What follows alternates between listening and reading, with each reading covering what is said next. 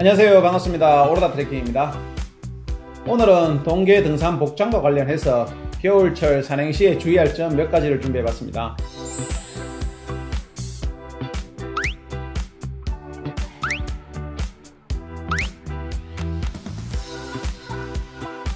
먼저 등산복 레이어링에 대해서 소개를 하고, 영상 뒤쪽에 레이어링보다 더 중요한 운행 중에 등산복을 어떻게 입어야 되는지에 대해서 물론 다 알고 있겠지만 다시 한번 중요성을 인식하는 시간으로 가져보겠습니다. 레이어링은 말 그대로 껴입기, 겹쳐입기를 말하는 건데요. 서로 다른 기능의 복장을 겹쳐입고 상호 보완함으로써 장비의 효과를 더 극대화할 수 있기 때문에 한 번쯤은 알아둘 필요가 있습니다. 제가 아는 상식과 또 그동안 직접 산행을 하면서 습득한 경험을 바탕으로 하는 것이기 때문에 두 가지를 먼저 분명히 말씀을 드리고 시작하겠는데요. 첫 번째로, 저는 장비에 대한 특별한 교육을 받았거나 등산 장비 엔지니어도 아닐 뿐더러 장비에 대한 관심이 그렇게 높은 사람이 아니기 때문에 아주 전문적인 용어나 지식은 사실 많지가 않습니다. 그렇기 때문에 저보다 더 많은 장비 지식이나 이론적으로 해박한 분들이 영상을 봤을 때는 서로 생각이 다를 수 있고 또 다른 방법으로 사용할 수도 있습니다. 지극히 제 개인적인 경험으로 만든 영상이기 때문에 그냥 참고로 하셨으면 합니다.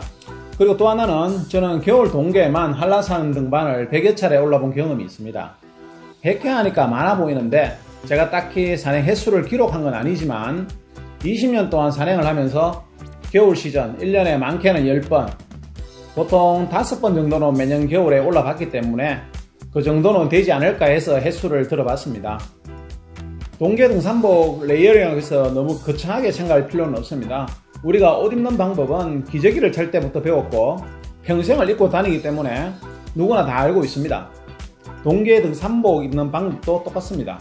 굳이 동계 레이어링이라고 하면 크게 1단계 네이, 2단계 짚넥, 3단계 보온 자켓, 4단계로 흔히 고텍스 개념의 하드셀, 외부 자켓까지 4단계로 분류할 수가 있습니다. 3단계와 4단계를 하나로 묶어서 상호 양보하고 보완해서 통일된 복장의 경우에는 3단계까지 레이어링을 마무리할 수가 있습니다.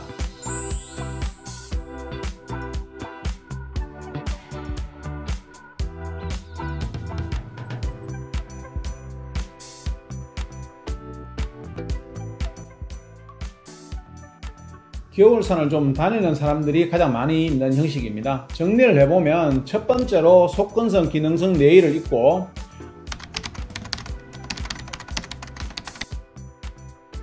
두 번째로 입는 짚넥은 보온성은 물론 통기성도 좋아야 되고 운행을 가장 많이 하는 복장이기 때문에 활동성도 편한 것이 좋습니다.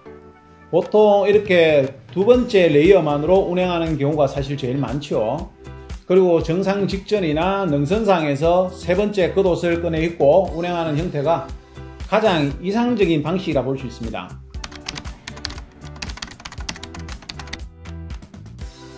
그리고 세 번째로 보온 자켓.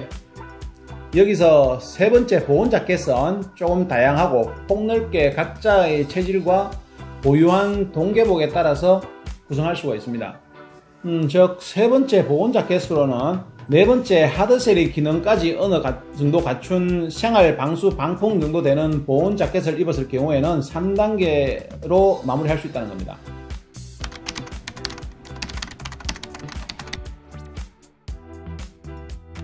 그리고 굳이 동계 산행을 자주 하지 않고 또 소백산이나 태백, 덕유산 정도의 산들이라면 그냥 가지고 있는 제법 견고한 다운을 3단계로 착용하셔도 충분합니다. 자, 여기까지는 누구나 다 알고 또 그렇게 입고 다니고 있습니다. 특별한 건 없습니다.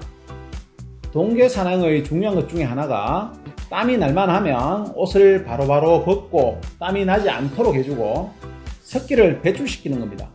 모자도 역시 가끔 벗어서 김이 모락모락 나는 걸 내보내는 게 중요합니다.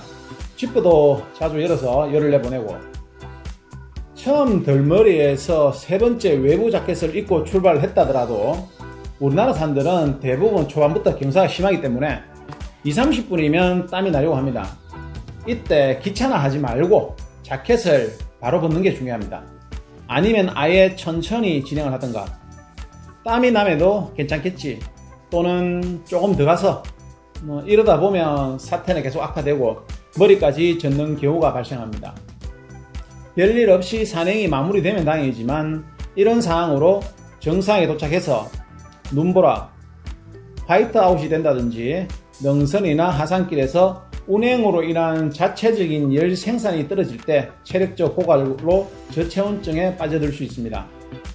특히 요즘 정상석 인증샷으로 줄을 길게 늘어서게 되는데, 처음 땀을 흘린 상태, 즉 몸이 대빼진 상태로 정상에 도착해서 줄을 섰을 때는 몰랐지만 기동이 없는 상태에서 30분씩 기다리다 본인 차례에 사진을 찍고 나면 그 다음부터는 문제가 발생하기 시작합니다. 저체온증은 본인이나 주위에서 절대 알아차리지 못합니다. 이미 스스로 자각을 하고 주위에서 눈치를 챘을 경우에는 이미 늦은 상황이라고 보시면 됩니다.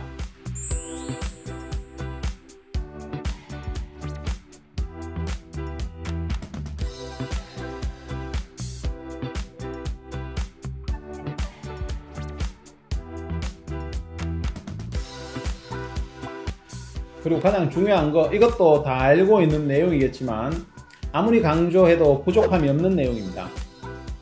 실제로 저는 2006년쯤인가 눈이 무릎 이상까지 내린 날, 일요일이었죠. 사람들이 굉장히 많았으니까 대관령 선자령에서, 지금은 선자령 눈꽃 산행하면 그냥 원점으로 되돌아온 코스인데 그때는 보통 초막골이나 아니면 보현사로 내려가는 코스로 진행을 많이 했는데요. 보현사 하산 직전의 능선에서 50 중반 조금 넘은 여성이 저체온증으로 한순간에 정신을 잃고, 사람들이 많았으니까 뜨거운 물도 먹이고 몸으로 감싸 안기도 하고, 또 마침 동계 침낭을 가지고 온 분이 있어가지고 침낭 속에 넣고 저하고 4명이서 들고 내려간 적이 있습니다. 중간쯤 내려가다 119를 만나서 인계하고, 제가 그때 강릉의 병원으로 구급차를 타고 같이 갔었는데 병원에 도착했으면 혼자 걸을 만큼 바로 회복이 되고 별다른 치료가 필요 없었습니다. 저체온증은 따뜻한 공간이면 바로 불씨가 살아나게 됩니다. 물론 제가 저체온증 환자를 처음 본 건 아니지만 제가 본 가장 심각한 상황이었고, 실제로 의식 자체가 완전히 다운 상태였는데, 그때 제가 뭘 느꼈느냐 하면 그분의 파카 안쪽 옷들이 제법 젖어 있었고 땀을 많이 흘렸다는 것이죠. 거기다 본인이 감당하기 힘든 벅찬 긴 코스다 보니까 체력적 고갈도 있었을 테고, 그래서 동계 레이어링을 효과를 최대한 활용하고 위험한 상황을 첫 번째로 막는 방법은 입고 벗고를 귀찮아 말고 자주 해야 된다. 지금 우리가 입고 있는 동계 복장은 적어도 해외 4-5,000m급 정도는 갈 수 있는 복장들입니다. 다만 복장 수준만큼 입고 벗고를 잘 안 한다는 것입니다. 동계 산행은 출발, 오를 때, 정상, 내려올 때 복장을 조금씩 다르게 입으셔야 합니다. 오른길에서 땀이 좀 날만 하면 겉옷을 바로 벗고 조금 시원한 상태에서 운행을 하는 게 좋습니다.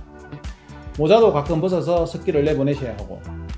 영상이 조금 길어졌는데 마지막으로 제가 생각하는 동계 운행을 원활하게 하는 레이어링을 하나만 소개하고 마무리하겠습니다. 동계 산행 시 복장은 벗고 입고가 중요하다고 했는데, 첫 번째 레이를 입고 두 번째 입는 짐넥의 경우 대부분 티셔츠이기 때문에 이 둘을 한 번에 입으면 중간에 어떻게 할 수가 없고 끝까지 가야 되는 것이죠. 문제는 이렇게 입고도 땀이 날 수 있다는 겁니다. 대처를 할 수 없다는 것입니다. 실제로 오른길에서 그렇게 추운 날씨가 아니면 레이를 입은 상태에서 짐넥만 입고도 급경사 구간에서는 땀이 나게 됩니다. 근데 레이를 벗을 수도, 짐넥을 벗을 수도 있는 상황도 아니고, 짐넥은 단독 운행이 가능하기 때문에 대부분 레이의 속건성 기능을 가지고 있습니다. 그래서 이 짐넥을 순간순간 레이나 운행용으로 사용할 수 있는 방법으로 동계 셔츠, 난방을 준비하면 되는 것입니다. 이해가 가시나요? 겨울이지만 따뜻하고 급경사에서는 운행의 열 생산으로 땀이 난다. 셔츠는 바로 벗을 수가 있고, 경사가 완만하지만 보온 자켓까지는 필요 없을 때 난방을 바로 입으면 되겠습니다. 대처할 수 있는 간격을 조금 좁힐 수 있다는 겁니다. 그리고 이 난방은 그렇게 좋은 것도 기능이 뛰어난 것도 필요 없습니다. 오히려 디자인 위주로 입으시면 산행할 때 조금 멋을 내기도 좋습니다. 가장 쉬운 방법이 셔츠가 아닐까 생각을 합니다.